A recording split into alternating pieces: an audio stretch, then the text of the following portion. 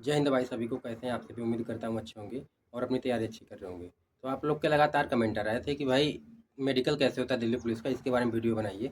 मैंने एक वीडियो बनाया था, उसमें भी समझाया था, लेकिन आप लोग लगातार कमेंट आ रहे हैं कि भाई मान लीजिए हमारा सब कुछ हो गया, पेपर पास कर लिए, फिजिकल पास कर लिए, तो मेडिकल में कैसे क्या क्या चेक होता है और हमारे साथ क्या क्या चेक हुआ था।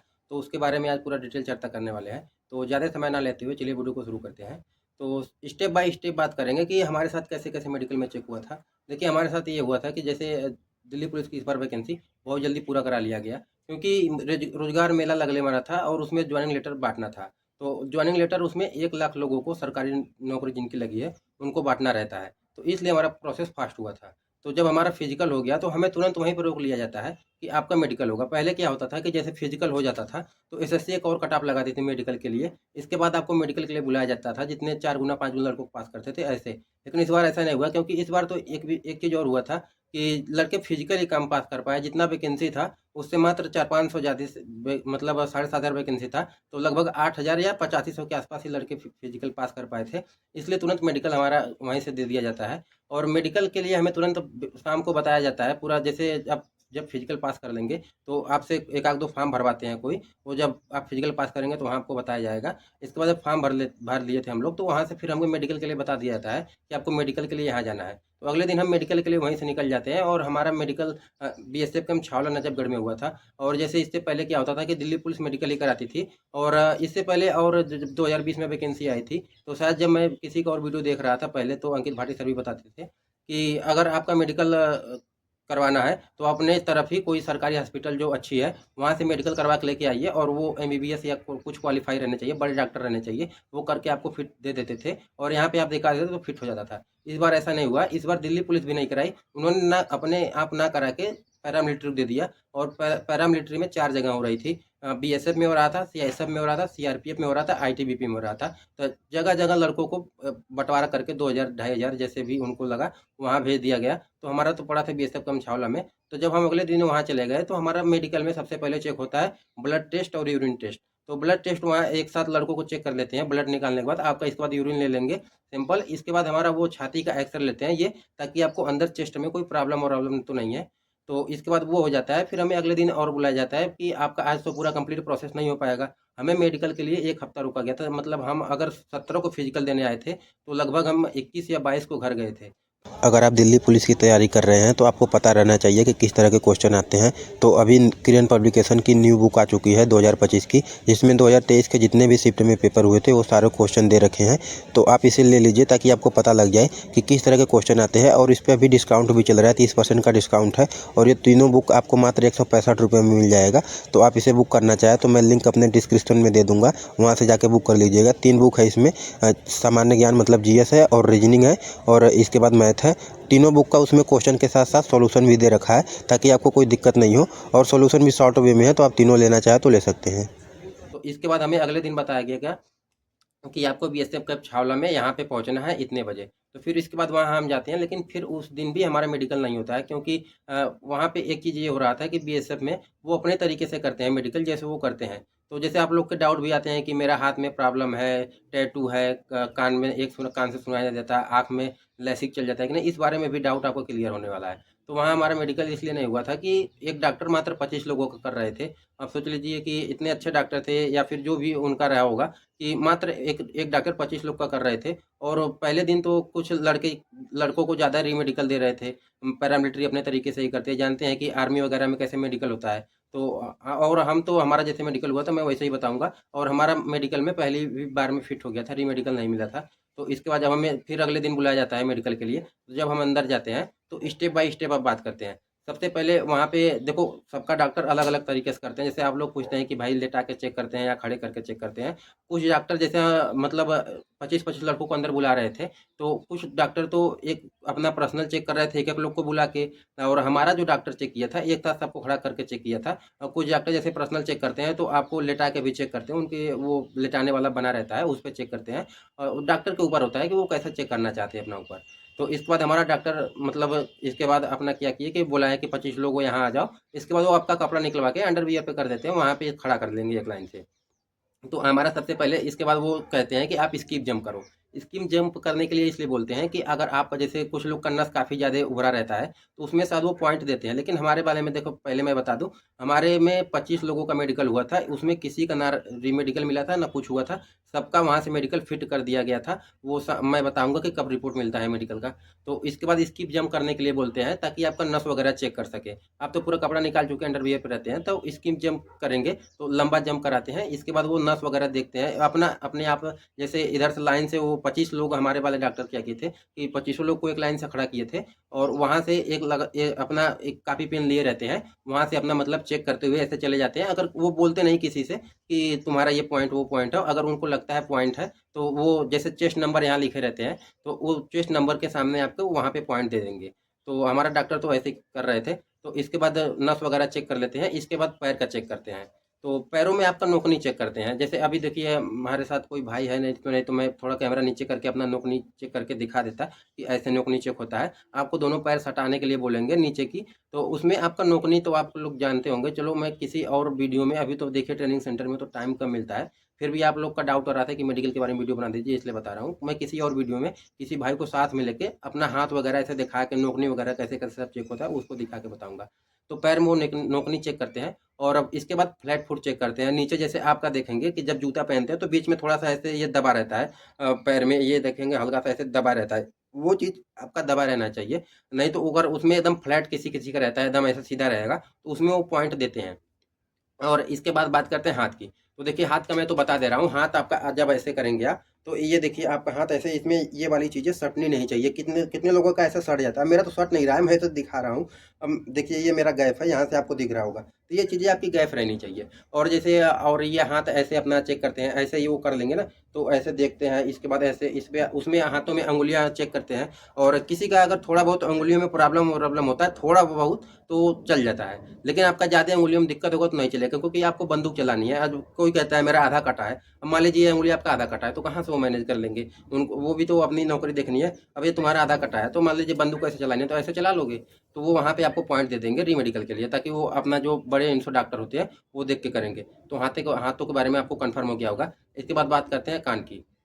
तो देखिए कान में आपको चेक करते हैं कि कान से आपको सुनाई देता है कि नहीं।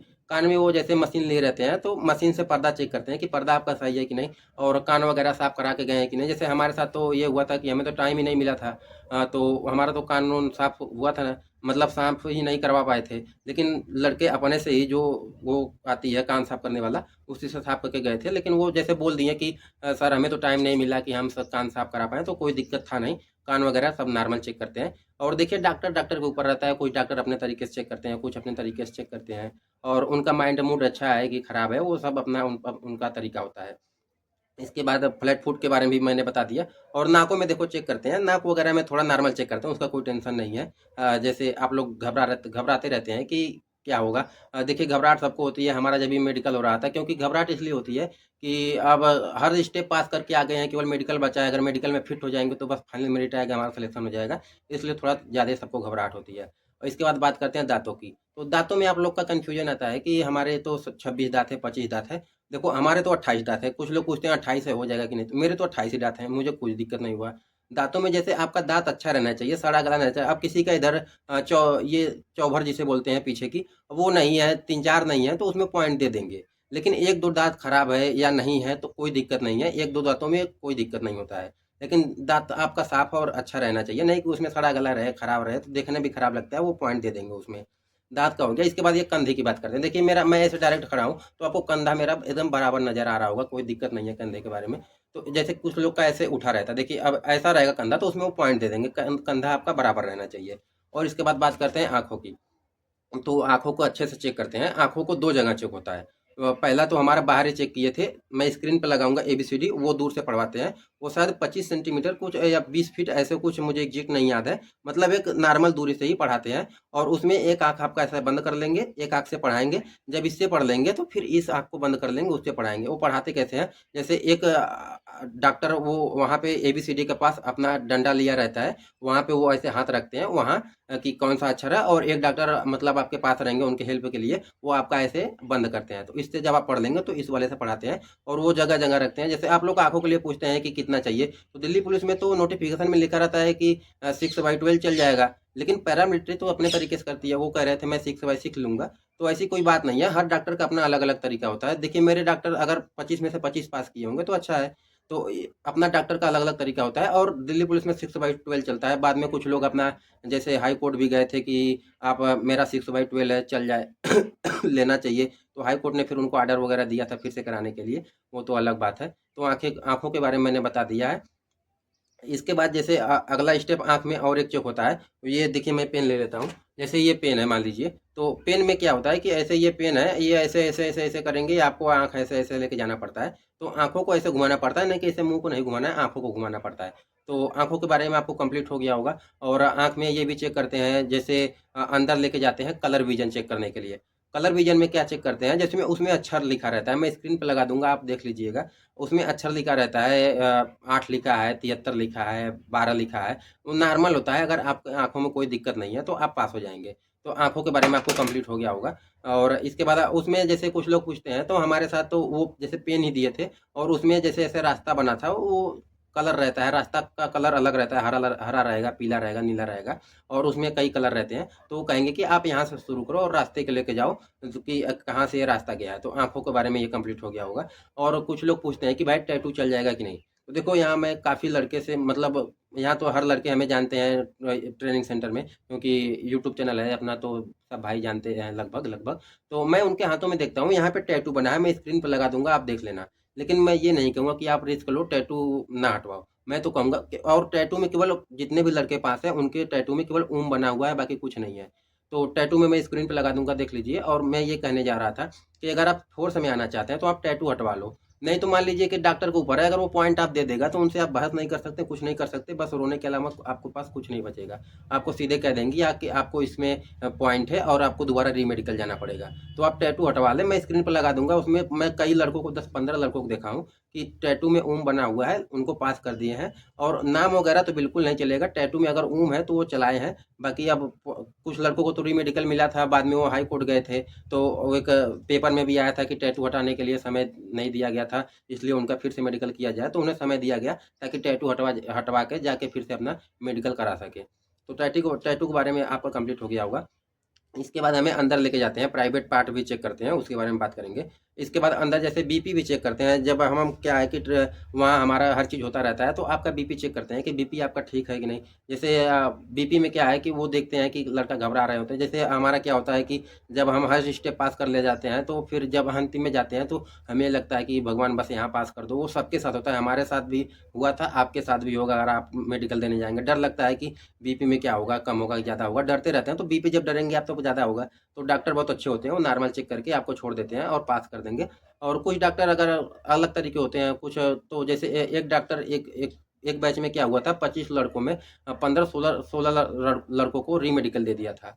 तो बाद में फिर वहाँ पे जैसे एक दिन मेडिकल भी नहीं हुआ था, इसके बाद अगले दिन से फिर मेडिकल शुरू हुआ। तो जो भी हुआ होगा उनका बात हुआ होगा, लेकिन हमारे वाले डॉक्टर तो लगभग सबको पास किए थे, कोई दिक्कत नहीं हुआ था। इसके बाद वहाँ पे हमारा चेस्ट वगैरह भी नापे थे। जैसे आप लोग एक चीज़ और पूछते हैं, वेट। वेट के बारे में देखो, हमारा वेट तो हुआ था वहाँ पे, लेकिन मतलब हमें ये नहीं पता था कि आपका वेट इतना रहना चाहिए। जैसे एसएससी जीडी में इस बार एक लड़की के साथ ऐसे हुआ था, मैंने अंकित भाटी सर ने वीडियो बनाया था, तो मैं देखा था, तो उसमें यही हुआ था कि आपका ये अंडर वेट था, शायद उसका वेट ज़्यादा था, एक का कम था, तो उनको बाहर कर दिया। लेकिन दिल्ली पुलिस में ऐसा कोई मुझे अभी तक जानकारी नहीं है। और हमारा वेट तो वैसे 50 किलो, अगर आपकी 170 हाइट है तो 50 किलो से ज़्यादा ही होगा। तो वेट के बारे में ऐसा कोई मुझे एग्जैक्ट नहीं बताया गया था कि आपका वेट इतना रहना चाहिए। तो वेट के बारे में आप बार बार ना पूछिए। अगर ऐसा कोई ऑफिशियल मैं देखूंगा नोटिफिकेशन में आता है तो मैं आपको बता दूंगा वेट के बारे में। और इसके बाद अपना प्राइवेट पार्ट चेक करने जाते हैं। तो प्राइवेट पार्ट में जैसे नॉर्मल लड़कों का चेक होता है, तो प्राइवेट पार्ट में आपका टेस्टिस वगैरह चेक करते हैं कि आपका टेस्टिस जो है दोनों है या फिर छोटा बड़ा तो नहीं है। किसी किसी का जैसे हाइड्रोफिल हो जाता है, तो काफ़ी ज़्यादा बड़ा छोटा हो जाता है, उसमें पानी भर जाता है, तो वो अपना सही करवा ले। नहीं तो फिर उसमें मेडिकल में प्रॉब्लम होगी। तो वो चेक होने के बाद हमारा इसके बाद पेनिस वगैरह भी चेक करते हैं। उसमें देखते हैं कि आपका एक ही छेद होना चाहिए। जैसे आप सबको तो पता है कि मेडिकल में एक ही छेद लेते हैं, अगर 2 छेद है आपके पेनिस में तो वो पॉइंट देते हैं। इसके बाद आपका बवासीर वगैरह भी चेक करते हैं, पाइल्स वगैरह, तो वो सब नॉर्मल चेक होता है, आप टेंशन नहीं लो। देखो, अगर आपको कोई कहता है कि आपको, जैसे आप लोग हमसे भी पूछते रहते हैं कि भाई मेरे आँखों में दिक्कत है, मेरे हाथों में दिक्कत है, मेरे कान में प्रॉब्लम है। मान लीजिए मैं कह दूँ कि आप तैयारी ना करो, तो क्या मेरा बात मान के आप तैयारी छोड़ देंगे? आप तैयारी करते रहे हो, तो डॉक्टर के ऊपर होता है कुछ चीज़ की, वो कैसे मूड में है, पास करना चाहते हैं, फेल करना चाहते हैं, वो उनके ऊपर है। और किसी भी लड़के का, जैसे आप अगल-बगल सुनेंगे कि वो लोग कहेंगे कि आपकी हाइट कम है, आपका ये कम है, आपका वो कम है, तो उनका चीज़ ना सुने कि आप इसको, आपको मेडिकल में ये प्रॉब्लम है, तुम तो तैयारी ही मत करो, तुम्हें तो पहले ही बाहर कर देंगे। जब जेन्युइन ज़्यादा प्रॉब्लम हो, जैसे आप मान लीजिए हाइट की है, अब किसी का 1.65 है, तो आप तैयारी मत करो। अब कुछ लोग पूछते हैं कि मेरा 1.69 है, 169.5 है या फिर एग्जैक्ट 70 है, वहाँ कितना लेते हैं, कैसे होता है? तो उसके लिए आप ना डरें, वो तो आप कुछ चीज़ें डॉक्टर के ऊपर छोड़ दीजिए, नापने वाले के ऊपर छोड़ दीजिए, अपनी किस्मत के ऊपर छोड़ दीजिए कि वो वहाँ पर क्या होता है। तो अंदर हमारा ये सब चेक होने के बाद, इसके बाद हमें बता दिया जाता है, शाम को हमें रिपोर्ट मिलती है कि इतने लड़के फिट है और इनके लिए इतने लड़के अनफिट है, इतने लड़कों को रीमेडिकल दिया गया है। अब रीमेडिकल के लिए इस बार क्या हुआ था कि दिल्ली पुलिस में समय नहीं मिला था, क्योंकि उनको वैकेंसी बहुत जल्दी पूरा करानी थी, तो इसलिए रीमेडिकल के लिए समय नहीं दिया। और जैसे आज आपका मेडिकल हुआ था, तो कल नहीं परसों कुछ लड़कों का तो कल ही दे दिए थे रीमेडिकल की, कल यहाँ जाना है, कुछ लड़कों का एक दिन छोड़ के। तो आपको सही कराने के लिए रीमेडिकल में टाइम ही नहीं मिला था कि जिन चीज़ों में हमारी कमियां हैं उनको हम सुधार के जा पाए। तो उनको वहाँ रीमेडिकल में बुलाया गया, और रीमेडिकल में किस तरह से पास करते हैं, वो काफ़ी लड़कों को पास भी करते हैं। अगर जेन्युइन प्रॉब्लम होगा तो फिर वो रीमेडिकल में भी आपको फेल कर देंगे। रीमेडिकल में हमारे पास घबराहट भी ज़्यादा होने लगती है, क्योंकि हमें डर रहता है कि हमारे पास लास्ट चांस है, फिर होगा कि नहीं होगा। अगर इस जगह हमारा रीमेडिकल में पास हो गए तो हमारा करियर बन जाएगा, फाइनल सिलेक्शन हो जाएगा, अच्छे नंबर भी है, तो रीमेडिकल में वहाँ होता है। तो बाकी मैंने हर चीज़ बताने का प्रयास किया हूँ, फिर भी जैसे अगर आपका कोई डाउट बनता है तो आप कमेंट में पूछ सकते हैं। और मैंने हर चीज़ बता दी है। फिर भी जैसे आप लोग कमेंट में पूछेंगे कि मेरा ये प्रॉब्लम है, वो प्रॉब्लम है, अगर आपको कोई जेन्युइन प्रॉब्लम है तो उसके बाद आप इग्नोर कर सकते हैं। नहीं तो अगर आपको छोटा-मोटा प्रॉब्लम है, कोई दिक्कत है, तो आप तैयारी करते रहिए। उसके लिए ना कमेंट करें कि भाई मुझे ये प्रॉब्लम है, तैयारी करूँ कि छोड़ दूँ। तो हर चीज़ बताने का प्रयास किया हूँ। फिर भी मैं किसी लड़के को अपना साथ में लेके उसको जैसे नोकनी वगैरह, पैर वगैरह हर चीज़ दिखा के कोशिश करूँगा कि वीडियो बना दूँ, ताकि आपको अच्छे से समझ में आ सके। तो चलिए, ये मिलेंगे नेक्स्ट वीडियो में। जय हिंद।